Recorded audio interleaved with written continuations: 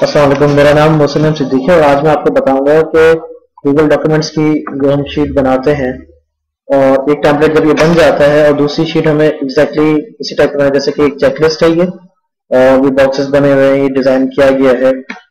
अगर हमें किसी और की भी चेकलिस्ट बनानी हो तो बजाय कि दोबारा से जो डिजाइनिंग की जाए, बेहतर ये होगा कि हम इसको डुप्लीकेट कर लें। तो हम ये किस तरह से करेंगे ये मैं आपको आज बताऊंगा।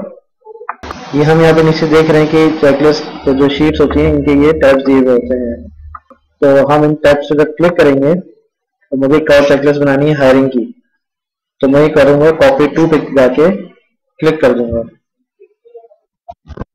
तो यहाँ पे ये आपको लिस्ट दे देगा जो आपके डॉक्यूमेंट्स बने हुए हैं जिसमें आपने ये जो ये लिस्ट थी, ये शीट थी डिजाइन को करना है, इसमें करना है तो मैं इस पर क्लिक करा और उसको मैंने सेलेक्ट पे क्लिक कर दिया।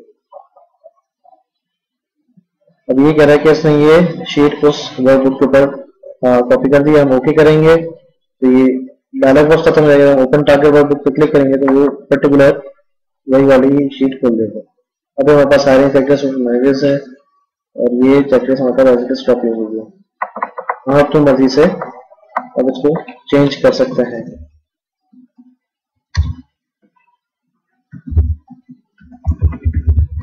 उसी तरह से नीचे आके इसे डिलीट करके दोबारा से जो है हम इस पर अपनी मर्जी के पर्टिकुलर्स डाल सकते हैं। शुक्रिया।